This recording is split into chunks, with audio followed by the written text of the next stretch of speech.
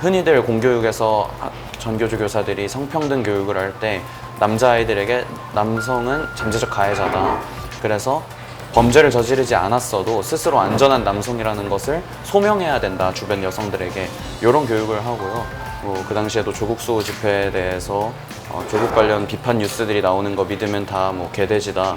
이런 발언을 실제로 한 교사가 한 적도 있고, 또 한편으로는 그 미투 운동으로 인해서 어떠한 증거주의 재판이라던가 무죄 추정의 원칙도 무시된 채로 우리 사회의 대원칙들이 무너지고, 그 속에서 가해자로 지목받은 특정 인물에 대해서 언론에서부터 많은 사람들이 댓글로 사회적 살인을 하는 것이거든요.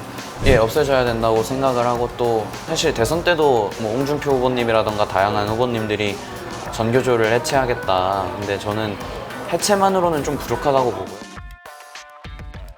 안녕하세요. 저는 이번에 관악구 의원 최연소로 당선된 만 20살 최인호라고 합니다.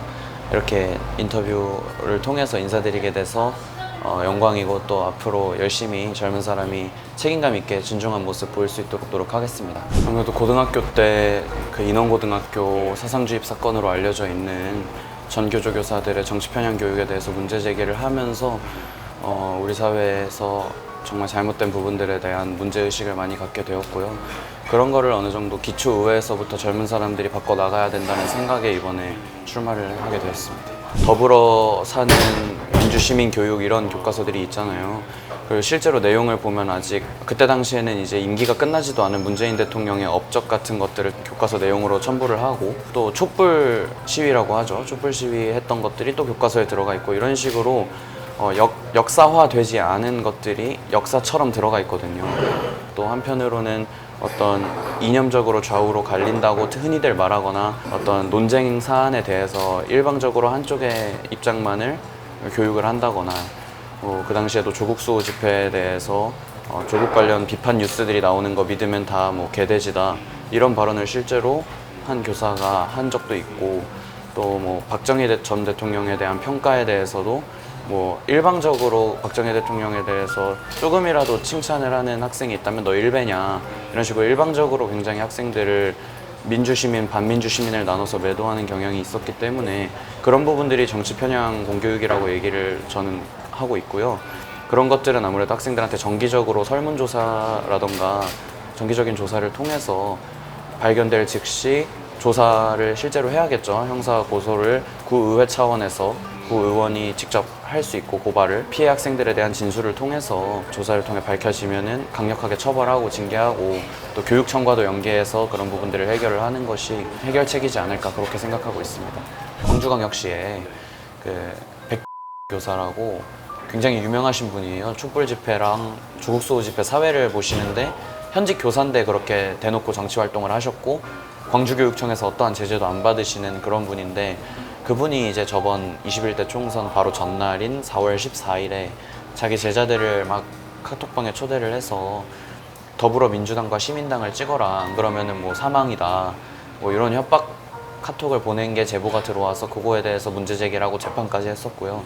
현재는 2심까지 승소하고 마지막 대법원 판단만 기다리고 있습니다. 없어져야 된다고 생각을 하고, 또 사실 대선 때도 홍준표 후보님이라던가 다양한 후보님들이 전교조를 해체하겠다. 근데 저는 해체만으로는 좀 부족하다고 보고요. 왜냐하면 이 집단을 해체한다고 해서 전교조에 속해 있던 개개인들이 사라지는 것은 아니기 때문에, 교단에서 이 사람들이 또 개개인 사조직을 만들어 갖고 또 계속해서 정치 편향적인 교육을 할 수도 있는 것이고, 그래서 법적으로 정치 편향 교육에 대해서 강력하게 처벌하고 경고 조치 없이 바로 교단에서 퇴출시키는 그런 강력한 징계 법안을 발의를 해야 좀 이런 것들이 완화가 되지 않을까, 그렇게 생각하고 있습니다. 아무래도 페미니즘 이슈를 젊은 세대에선 가장 민감하게 반응하는 것 같고요. 특히나 대선 때도 많이 부각이 됐고, 또 저번 서울시장 재보궐선거에서도 많이 그런 것들이 부각이 됐다고 생각하고 있고요. 지금은 사회적으로 젠더 갈등이라는 표현을 쓰는데, 저는 그렇게 갈등이라는 표현은 적절하지 않다고 생각하고 있고요. 이건 남성과 여성의 대립구도가 아니라 남성과 여성이라는 성별의 터전이 위기에 처해 있다, 저는 이렇게 해석을 해요.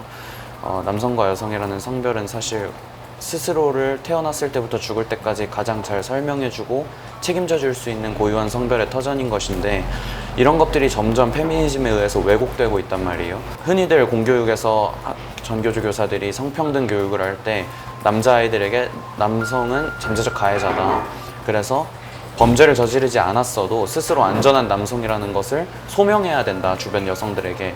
이런 교육을 하고요. 또 여자아이들에게는 너희들은 가부장제에 의한 피해자다, 남성에 의한 피해자고 주체적이지 못해서 할당이나 받아야 되는 존재다 라고 흔히들 표현을 하거든요.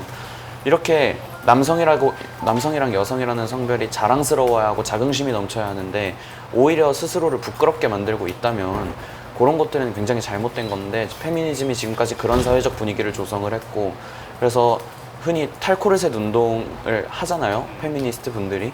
그것이 여성성을 탈피하겠다는 거거든요. 왜냐하면 여성성이라는 것은 남성에 의해서 억지로 만들어진 것이고 부끄러운 것이기 때문에 탈피를 해야 된다라고 여겨지는 게 너무 많고, 그래서 정말 건강한 남성성과 여성성을 알릴 수 있어야 하는데 그런 것들이 좀 많이 왜곡되지 않았나라고 생각을 해서, 남녀 대립 구도로 볼 것이 아니라 이거는 페미니즘이 초래한 성위기로부터 남성과 여성을 어느 정도 우리 사회 전반적인 분위기가 수호를 해내야 된다, 그렇게 좀 저는 해석을 하고 있고요. 남성과 여성의 대립, 그래서 페미니즘을 지지하면 여성의 편인 것이고 안티페미니즘을 지지하면 남성의 편인 것이고, 이런 식으로 흘러가는 것은 지양해야 되는 부분이라고 보고 있고요.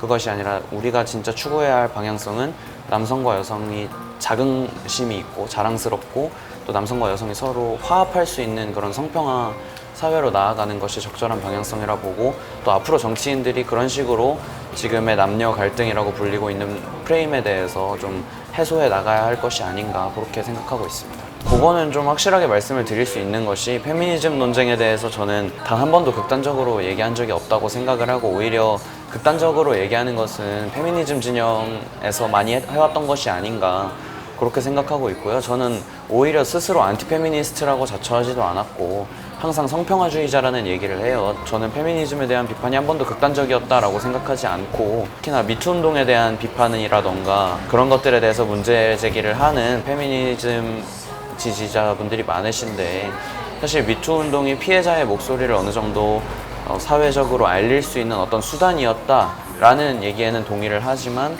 또 한편으로는 그 미투 운동으로 인해서 어떠한 증거주의 재판이라던가 무죄 추정의 원칙도 무시된 채로 우리 사회의 대원칙들이 무너지고, 그 속에서 가해자로 지목받은 특정 인물에 대해서 언론에서부터 많은 사람들이 댓글로 사회적 살인을 하는 것이거든요. 우리 사회가 법치주의적으로 지향해야 할 점은 미투 운동으로 인해서 사회적 낙인을 찍는 것이 아니라 증거를 가지고 고소를 해서 법적 판단을 받는 것이 법치주의 국가로서 해야 하는 그런 어떤 절차라 그래야 될까요? 그렇게 항상 주장을 해왔었고, 혹시라도 제가 페미니즘에 대해서 비판을 했던 게 극단적이다, 잘못됐다라고 말씀하시는 분들이 있으면 전 언제든지 공개적으로 토론을 하자고 해요.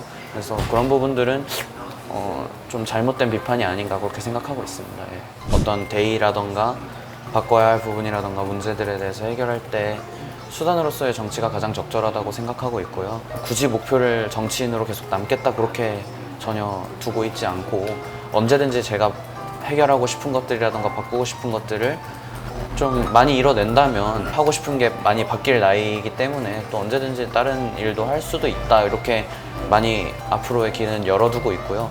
다만 수단으로서의 정치를 한다는 건 확실하게 말씀드릴 수 있을 것 같습니다.